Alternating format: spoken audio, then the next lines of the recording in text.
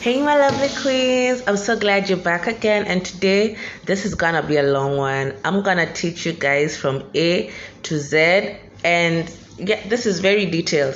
So we're gonna do a look where we're gonna do this bubble hairstyle and makeup, and this makeup is just screaming beautiful African queen. So stay tuned as I show you guys what I did.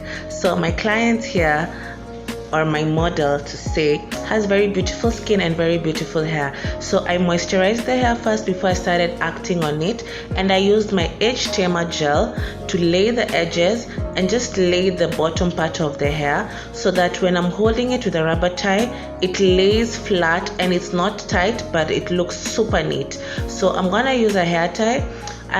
People usually use black hair ties, but I got invisible hair ties, which I feel work better.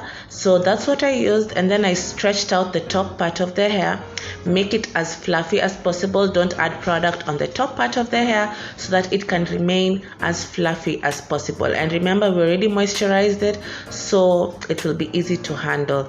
And then make sure you now do a neat small braid at the top of the very hair, just at the top, so that you can create that bubble illusion. Tuck it in and fluff out the hair. Make sure you make it as neat as possible. Don't worry about the white residue, it's gonna dry and the hair is gonna be looking very beautiful. Okay, it's already so I did my sections. I started from the back going towards the front, and I did mainly like triangle kind of vibes, and then at the very front I left a few sections of her natural hair, and I used a Mali braid, which also mimics natural hair, and I also did 2 braids at the very side of the hair, just to give it a little bit of extra, detail and cuteness. Then I added some beads and I just twisted it up really good. So that's the hair. The hair is popping, it's looking cute. All the white residue is dried up. Now I'm going to the face. And for the face, I wanted to start grooming the eyebrows. She has already amazing eyebrows. Like guys, if this person has already amazing eyebrows, don't try to change it as much. If it needs cleaning up, just clean it up, but make sure it just has a beautiful shape. This is the difference between the other side and the side that I didn't shape. Then I'm gonna shape both sides, as you can see. Then I'm gonna put some gel. This one I'm using the Got2b gel, hair gel, so that I can lay the eyebrows and let them dry, so that it's easy for me to fill in, giving the aesthetics of a natural eyebrows, since she got the eyebrow hairs, guys. So cotton wool. Now we're going to the face. I'm using my Luron micellar water to make sure I just clean the face. Any residue, any form of oil, anything, we're gonna clear out.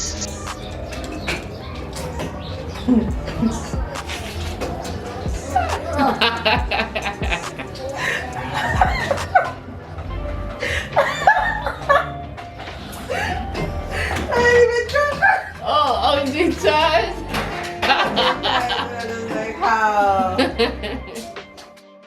So I left that in there for you to see how sometimes we have fun.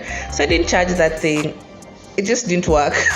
So anyway, I moisturized her face. Moisturizer is very important, guys, and I used a gel moisturizer because she has oily skin, hence the reason why I was using a gel moisturizer. We want to hydrate the face, but at the same time we don't want to make it oily or have a greasy base. So that's what I did. And also the eyebrows, I made sure they are in place. As you can see, they're seated very well. And we also have to put SPF, guys. SPF is also very important, and the SPF I used also was also a gel SPF, because she has oily skin and I don't want her to look so oily, so that's why I used a gel SPF.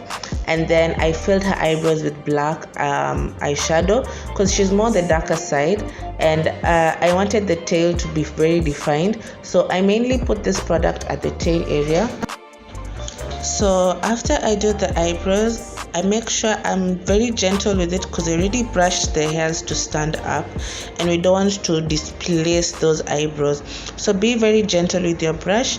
Make sure you just shade the areas that are needed and leave the areas that have hair so that it can give you a more natural brow. So next I'm going in with my primer, and I'm going to use Milk of Magnesium as my primer, just so that it can, give it that 24 hours look and wear, and that her makeup will stay all day and all night if need be. For the concealer, I'm concealing under her eyes. I'm gonna use two shades, one a darker shade and another shade, two shades lighter than her skin shade, and one that's almost towards her skin shade. And after concealing, I make sure I run through the whole eyelid with concealer, blend it out, and set it with a translucent powder. So once I set the whole eyelid, now I'm ready to start working with my eyeshadow. I'm gonna use a yellow, burnt yellow kind of shade. It's in between burnt yellow and orange, but it's a very good transition shade, especially for the colorful look I'm going for. So that's like yellow and orange, yellow at the very end and orange at the beginning, so that when I want to do an invisible cut crease, it is going to show. And the invisible cut crease, I'll just use my eyeshadow. I'll use a very nice eyeshadow base first, so that I make sure when I start applying the glitter on, it starts to show immediately. So I used a color that's close to pink, but not pink, almost like pink champagne with gold. And then at the very corner, I'm going to use dark purple. It's also a shimmer shade, but I'm using it to darken the outer corner of the look. And then I'm gonna go with black at the very, very, very middle of the whole look. But as for now, I was just blending in the outside corners, and I added a gold shimmer just to brighten under the eyebrows so that they can be seen and outstanding. And then I go back in with my orange just to make sure that it is not sharp cut crease but an invisible cut crease. Right now it's looking muddy, it's not looking cute, but trust the process. So I did the liner, and because we're not doing a wing, we added the black. That's why I added the black in the eyeshadow look, to make sure it blends with the eyeliner that I did, and also the purple shadow that I did at the outer end. I go in on the waterline and also use a gel liner to align under the waterline, so that afterwards when I'm doing the concealer and everything looks very sharp and cleaned up. I prefer this method than doing it after, and after you have to touch the client's face, meaning you can leave even marks on that sensitive area. So I do the eyeliner before, and then I wipe and make sure the skin is clear. I don't add a primer there again, I'll just moisturize it, because under the eyes is another sensitive place. If it is very dry, your concealer is gonna keep cracking, so we would like it to be hydrated. So I'm going to use a concealer and also a foundation shade that is just a shade lighter than her, just to make sure that it blends. For a dark skinned person, it is very easy to over highlight them and make them look like they are over highlighted.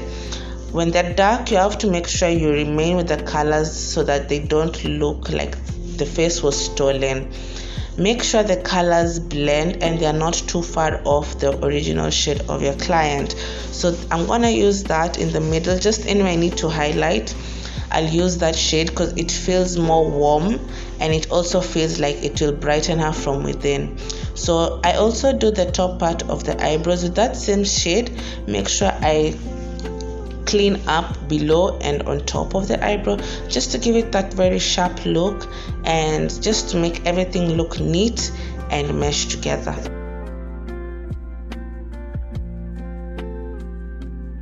Always blend even on top of the eyebrow, just to make sure even when you come back to blend, even with a beauty blender or be it a makeup brush, you're able to blend without spoiling next to the eyebrows so it's very easy to blend that way. Don't just blend on top of the eyebrows. Make sure you always extend product so that when you're blending it's easier. So now I'm going now in with her exact shade, which is a little bit darker. If I decided to use this on the whole face, she would look extremely dark. So now I'm just going to blend it in and make sure it's blending with the first shade that I put, which was a little bit brighter, so that it gives her that inner glow. Make sure you do the chin, below the chin. Make sure everywhere is blended to perfection. Always go back and look at your model from afar to make sure everything is blending, especially with the neck, the arms. Make sure the color schemes are within the same color combo. Then I'm gonna bake under her eyes because again she's oily skin and we want her to pop. So baking for me is a way of adding the highlight onto the face, but in a more long-term way, because this is gonna help the makeup set so well that it won't move.